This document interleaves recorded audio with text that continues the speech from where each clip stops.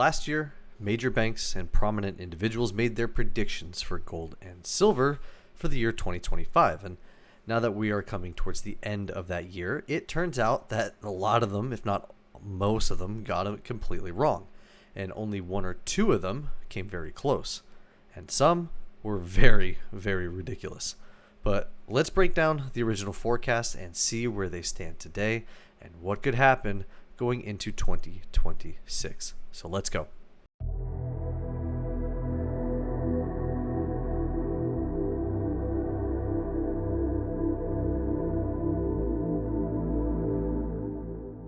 Hi everybody, and welcome back to yet another video. So we always like to see what people think where the price of silver and gold may be by a certain time, and we all like to do it, and investors also like to typically rely on the analyst forecast to make potential decisions on where things might end up. And as with anything, predictions and forecasts are just that. They're just guesses at best, and no one really knows where something can eventually go. And anyone who watches this channel knows that I don't like to make predictions, but I do like to play the what if scenarios or the what if games for fun and speculation. So that's what I plan to do today with this video, is to look at how the original forecast started and where we're currently at today.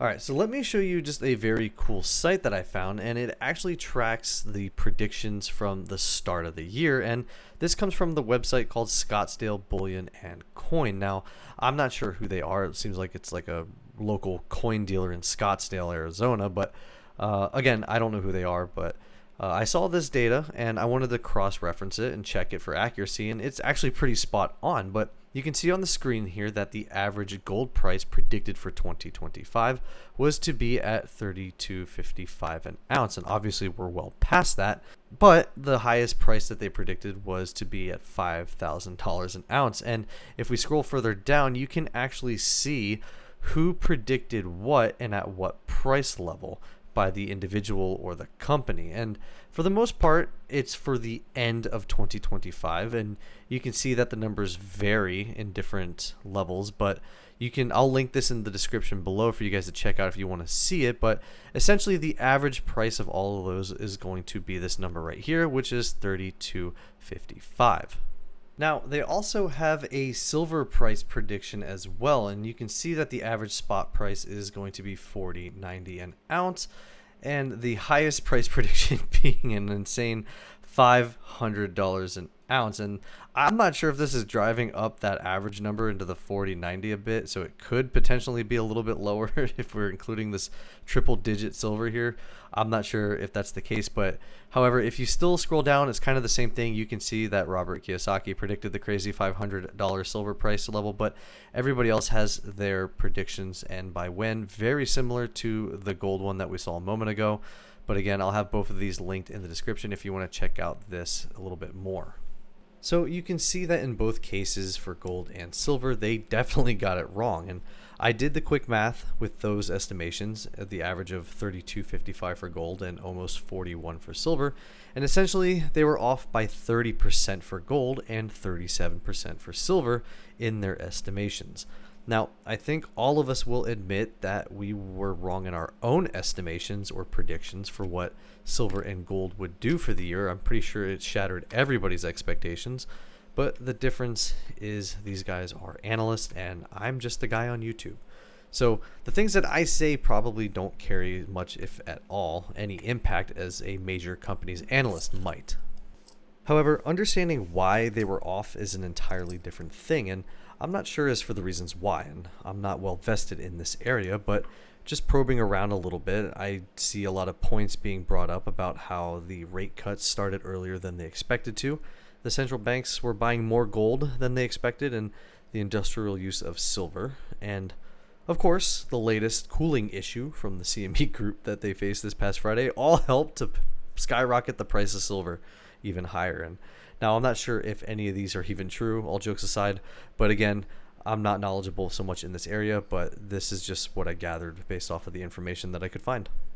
Now, I think it would be interesting to see what the predictions would have been from prior years to what they actually are now, but I think it would be fun time now to play that what if game and see what would happen if they were off again by the same percentages going into their 2026 estimations. Now, unfortunately, that same website that I showed you earlier doesn't have the 2026 predictions yet, and I think we have to go into the first quarter of next year to see those numbers. But I did some personal digging around, and I found that between those same companies, they estimate the 2026 price of gold to be at $4,800 an ounce and silver to be at $56 an ounce. And to be fair, these forecast numbers were done back in October, so silver has already hit that level of 56 this past week, but gold still has to catch up to those levels.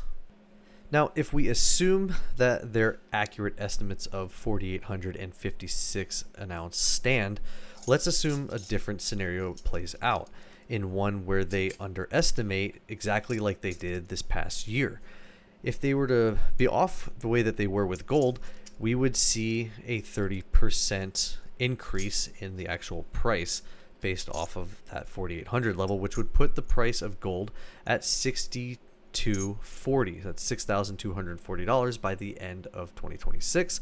And silver, instead of being 56 an ounce, which it's already at, if it increased by 37% from there, then we would see silver at $75.50 an ounce. And again, this is all just under the assumption and the baselines of their actual predictions. Now, we could also go in the opposite direction, but let's say we're off by 30 and 37% in the opposite direction. That would push the spot price of gold down to $33.60, and silver would go down to $34.70 an ounce. And these are the negative pullbacks. And I mean, you would have to assume that a stronger dollar and Fed rates get hiked up alongside with some trade tensions being resolved. And if you want my personal opinion, I think that's the least likely scenario.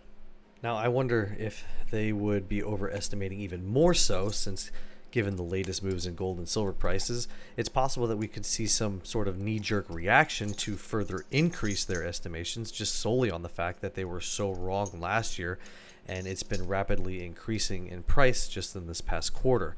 Either way, no one knows what's going to happen, but it would be pretty insane to see $6,200 gold and $75 silver in the next year.